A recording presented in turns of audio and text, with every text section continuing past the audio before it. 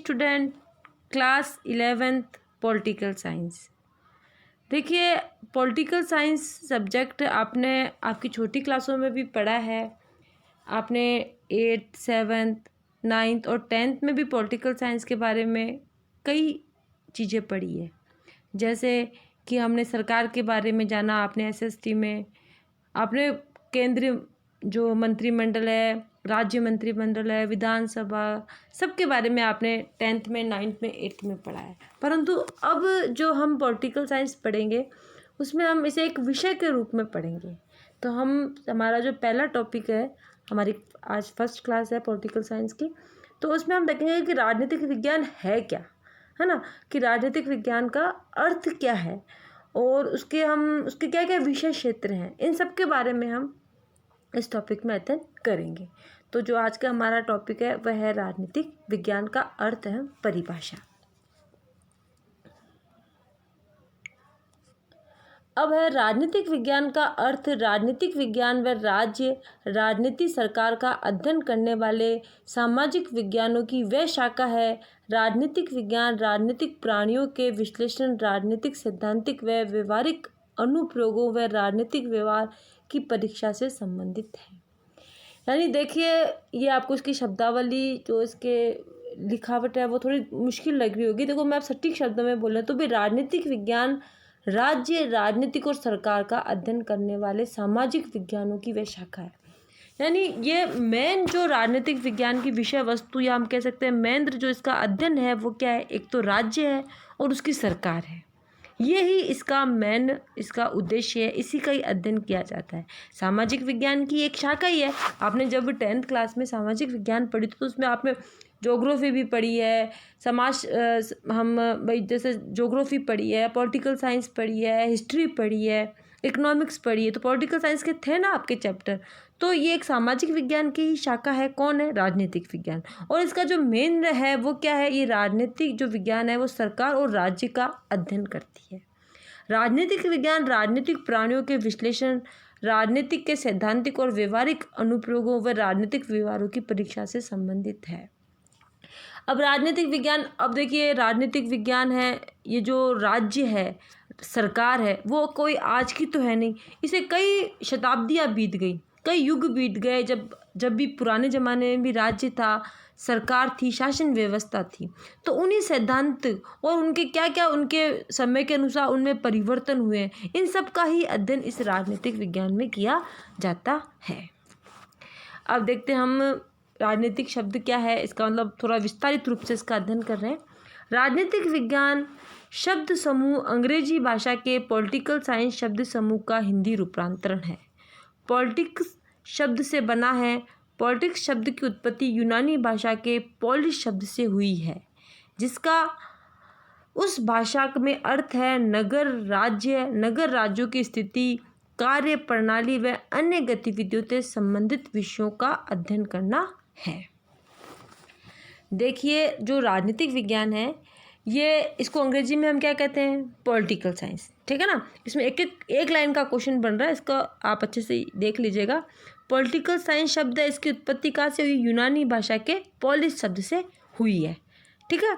और पॉलिस का जो अर्थ होता है वो क्या होता है, नगर राज्य व नगर राज्य की स्थिति, कार्य प्रणाली व गतिविधियों से संबंधित अध्ययन करने वाले विषय को ग्रीस निवासी पॉलिटिक्स कहते हैं, ठीक है।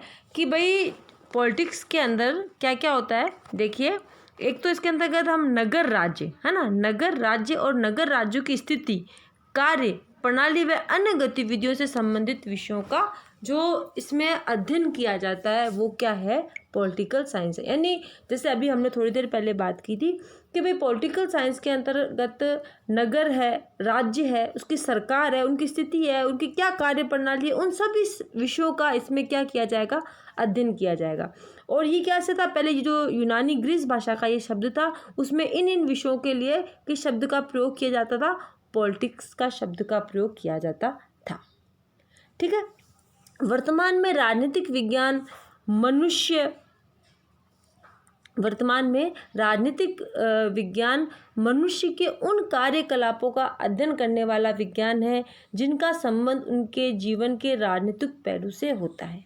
देखो, जो हमने ये बात करी थी ना कि भाई राजनीतिक जो पॉलिटिक्स शब्द है वो किससे बना है, पोलिस से बना है, जो कि यूनानी भाषा के, जिसका अर्थ क्या था, नगर राज्य और नगर राज्यों की स्थिति, कार्य प्रणाली व गतिविधियां। मतलब एक तो नगर राज्य और उनकी स्थिति, वो क्या कार्य प्रणाली कर रहे हैं, नगर राज्य में जो शासन व्यवस्था है वो क्या कार्य प्रणाली कर रही है, उनका अध्ययन करने वाले विषय को, उसका अध्ययन। अब जो नगर राज्य है उसमें जो शासन व्यवस्था है उसका जो अध्ययन कर रहा है उस विषय को क्या कहते थे, पॉलिटिक्स कहते थे। ठीक है। अब वर्तमान में जो पॉलिटिक्स शब्द क्या काम करता है वो देखिए, जो राजनीतिक विज्ञान है, पॉलिटिकल साइंस है, वो क्या काम करता है वो देखिए। वर्तमान में राजनीतिक विज्ञान मनुष्य के उन कार्यकलापों का अध्ययन करने वाला विज्ञान है, ऐसे कार्यकलापों का अध्ययन करता है जिसका संबंध उसके जीवन के राजनीतिक पहलू से है। गार्नर के अनुसार राजनीतिक विज्ञान की उतनी ही परिभाषाएं हैं जितने इसके लेखक हैं, है ना, जितने की राजनीतिक के लेखक हैं। अब राजनीतिक विज्ञान की देखो अलग अलग विद्वानों ने अलग अलग परिभाषाएं दी है। ठीक है। और राजनीतिक विज्ञान के हमें कई राजनीतिज्ञ भी मिल जाएंगे। तो गार्नर है, इनका आप कई जगह नाम पढ़ेंगे अभी, गार्नर का, लिक्का का, कई विदेशी जो राजनीतिज्ञ हैं उनकी परिभाषाएं हमें व्याख्या देखने को मिलेगी। तो राजनीतिक विज्ञान, हम अभी वर्तमान संदर्भ में बात करते हैं तो राजनीतिक विज्ञान क्या है, तो राजनीतिक विज्ञान हम ये बोलेंगे कि राजनीतिक विज्ञान में उन चीज़ों का अध्ययन किया जाता है जो मनुष्य के राजनीतिक पहलू से जुड़ी है।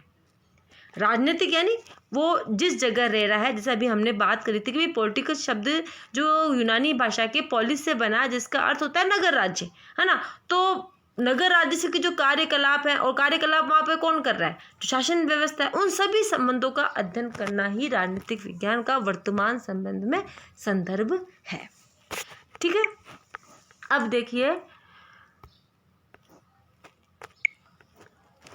देखिए जितनी राजनीतिक के लेखक है फिर भी अध्ययन की सुविधा की दृष्टि से राजनीतिक विज्ञान के विभिन्न परिभाषाओं को 2 वर्गों में विभाजित किया गया है। अब राजनीतिक, हम जो अभी हमारा टॉपिक चल रहा है कि भाई राजनीतिक विज्ञान क्या है, तो हमने पढ़ लिया कि भाई राजनीतिक विज्ञान वो है कि जो राजनीतिक वर्तमान समय में तो जो मनुष्य के राजनीतिक पहलुओं का अध्ययन कर रही है। ठीक है। अब राजनीतिक विज्ञान के भी 2 पहलू हो गए, एक तो परंपरागत पहलू और एक जो हम कह सकते हैं आधुनिक पहलू। भाई परंपरागत, पहले के ज़माने में राजनीतिक को किस रूप में अध्ययन किया जाता था और वर्तमान में इसका किस रूप में अध्ययन किया जाता है ना, ये सब चीज़ें हमें पढ़नी है। देखिए ना, अभी देखो एक बार आपको थोड़ा सा ये लगेगा कि भाई राजनीतिक विज्ञान क्या है। जैसे हमने पढ़ा, ये एक चीज़ पढ़ी है कि राजनीतिक विज्ञान राज्य व राजनीतिक सरकारों का अध्ययन है ना, ये हमने पढ़ ली। फिर इसका जो शाब्दिक अर्थ है वो भी हमने देख लिया। ठीक है। अब देखो कि समय के अनुसार इनका जो अध्ययन क्षेत्र था वो चेंज होता रहा। परंपरागत रूप में जो राजनीतिक विज्ञान थी उसका संदर्भ, उसका अध्ययन क्षेत्र, उसका केंद्र बिंदु अलग था। वर्तमान समय में उसका अध्ययन और उसका केंद्र, अध्ययन का जो क्षेत्र है, उसका जो केंद्र है वो अलग है। समय के अनुसार हर चीज़ में परिवर्तन हुआ नहीं? हम मनुष्य में भी कितना परिवर्तन हुआ, हमारी जीवन शैली में भी कितना परिवर्तन हुआ है, नहीं हुआ? वैसे ही हर सब्जेक्ट में आप देख लीजिए, ज्योग्राफी में देखेंगे तो वर्तमान में हम जो हमारी विशेष वस्तु थी भूगोल की, वो अभी उससे थोड़ी चेंज हो गई है, क्योंकि धीरे धीरे प्राणी ने क्या किया है, विकास किया तो उसका अध्ययन क्षेत्र क्या होता गया है, विस्तृत होता गया है। उसने उसमें कई चीज़ों को सम्मिलित कर लिया, है ना। तो उसी प्रकार से राजनीतिक विज्ञान का भी पहले के ज़माने में, पुराने ज़माने में अध्ययन क्षेत्र अलग था और वर्तमान ज़माने में अध्ययन जो इसका विषय वस्तु है वो अलग है। तो अब इसकी जो राजनीतिक विज्ञान की परिभाषा है उनको भी हमने कितने भागों में विभाजित किया, 2 भागों में विभाजित किया है, एक परंपरागत और एक आधुनिक कह सकते हैं या व्यवहारवाद कह सकते हैं। फिर भी अध्ययन की सुविधा की दृष्टि से राजनीतिक विज्ञान को विभिन्न 2 भागों में परिभाषित किया गया है। देखिए, आपको अगर कुछ समझ में नहीं आ रहा है पॉलिटिकल साइंस में तो आप मुझे कमेंट कर सकते हैं और बता सकते हैं कि हमें ये चीज़ समझ में नहीं आई है। आज का जो हम पढ़ेंगे वो है परंपरागत दृष्टिकोण। क्या पढ़ेंगे हम? परंपरागत, यानी पुराने ज़माने में जो है वो क्या था, ये नहीं है कि जो बीत गया उसको हम भूल गए, ये अभी भी हमारे काम आ रहा है, अभी भी ये हमारे लिए बहुत मोस्ट है, परंतु अब उसमें क्या हो गया, चेंज हो गया, तो उसको हमने क्या कह दिया, आधुनिक नाम दे दिया या व्यवहारात्मक नाम दे दिया, जिसको हम व्यवहार में अभी प्रयोग कर रहे हैं। ठीक है ना। तो परंपरागत भी चल रहा है और जो चेंज आया है वो, उन दोनों ही दृष्टिकोणों को हमें इसमें पढ़ना है। तो परंपरागत में क्या दृष्टिकोण थे वो हम देखते हैं। इन 3 वर्गों में विभाजित किया है। परंपरागत जो राजनीतिक विज्ञान था उसको कितने भागों में विभाजित किया गया, 3 भागों में। अब पहला क्या है कि राजनीतिक विज्ञान केवल राज्य का अध्ययन है, कि इसको 3 भाग दे दिए। पहला तो इन्होंने कहा कि भाई राजनीतिक विज्ञान क्या है, सिर्फ राज्य का अध्ययन है, यानी राज्य का अध्ययन कर लिया तो हमने उसको क्या बोला, राजनीतिक विज्ञान है। जो राजनीतिक विज्ञान की विषय वस्तु क्या है, सिर्फ राज्य है। डॉक्टर गार्नर के अनुसार राजनीतिक विज्ञान के अध्ययन का प्रारंभ और अंत राज्य के साथ होता है। अब वो क्या कहते हैं कि भाई डॉक्टर जो गार्नर है वो कहते हैं कि राजनीतिक विज्ञान का शुरुआत और ख़त्म वो सब किस पे हो रही है, राज्य पे, यानी इसका केंद्र क्या हो गया, राज्य। कौन हो गया, राज्य। सिर्फ ये राज्य को ही अपना मेन केंद्र मान रहा है, इसकी अपनी मेन विषय वस्तु या मेन जो इसको कह सकते हैं फोकस इसने किस पे किया है, राज्य को। ठीक है। इसके 3 भाग है। पहले किसको माना, राज्य को, देखा ना। अब देखिए दूसरे में इन्होंने किसको माना है। अब ये ऐसे कहते हैं कि दूसरे में हम कहते हैं कि राजनीतिक विज्ञान केवल राज्य का अध्ययन है, केवल सरकार का अध्ययन है। पहले ये क्या मान रहे थे कि राजनीतिक विज्ञान क्या है, सिर्फ राज्य का अध्ययन है, कि इन्होंने कहा कि भाई राज्य का अध्ययन कर लिया तो हमारे राजनीतिक हमने सब कुछ अध्ययन कर लिया। अब इनका थोड़ा दृष्टिकोण में चेंज हुआ और अब ये क्या कहते हैं कि राजनीतिक विज्ञान सरकार का अध्ययन है, यानी जो राज्य में जो सरकार चल रही है उसका अध्ययन करना ही क्या है, राजनीतिक विज्ञान है। लिकाक के अनुसार राजनीतिक विज्ञान सरकार से संबंधित है, उस सरकार से जिसका आधार व्यापक अर्थ में प्राधिकार का मूलभूत विचार है। यानी सरकार क्या है, जो जिसने हमें क्या दे रखे हैं, अधिकार दे रखे हैं, हमारी शासन व्यवस्था बना रखी है। अब इसका देखो, एक तो क्या होता है, व्यापक अर्थ होता है, एक होता है संकुचित अर्थ। व्यापक यानी एक चीज़ को हमने बड़ा चढ़ा के उसके अर्थ उसके बारे में बताया, एक संकुचित एक सटीक शब्दों में हमने उसको प्रस्तुत कर दिया। ठीक है ना। तो इन्होंने कहा कि पहले तो परंपरागत वालों ने कहा कि राजनीतिक विज्ञान क्या है, सिर्फ राज्य का अध्ययन है। फिर उन्होंने वापस थोड़ा चेंज किया और बोला कि राजनीतिक विज्ञान क्या है, सरकार का अध्ययन है ना, जिसमें हमने सिर्फ सरकार का ही, भाई सरकार क्या बन रही है, कैसे बन रही है, उसके क्या कार्य है, उसने नागरिकों को क्या प्राधिकार प्रदान किए गए, उन सब का अध्ययन ही हमने क्या बोल दिया, सरकार का अध्ययन है, वही क्या है, राजनीतिक विज्ञान है। फिर उन्होंने अपना दृष्टिकोण चेंज किया और बोला कि राजनीतिक विज्ञान राज्य और सरकार दोनों का अध्ययन है। गिल क्राइस्ट के अनुसार राजनीतिक विज्ञान राज्य और सरकार की सामान्य समस्याओं का अध्ययन करता है।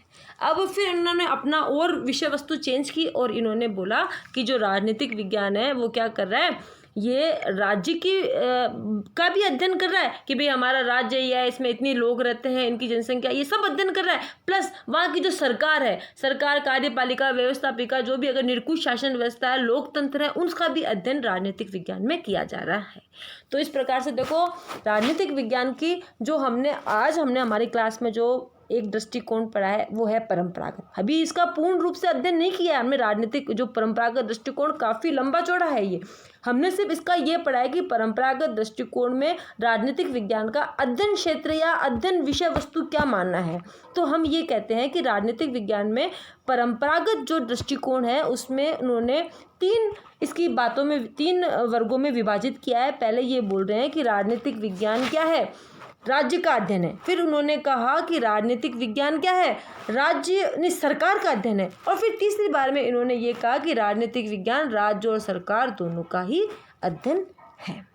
अब इसके बारे में और विस्तृत जानकारी, और हमारा जो दूसरा है व्यवहारवाद कह सकते हैं या हम आधुनिकवाद कह सकते हैं, इसका इसके बारे में हम जो चर्चा करेंगे और परंपरागत वाद के बारे में भी थोड़ी चर्चा करेंगे, वो हम करेंगे जो हमारी अगली क्लास है, उसमें हम इसके बारे में चर्चा करेंगे।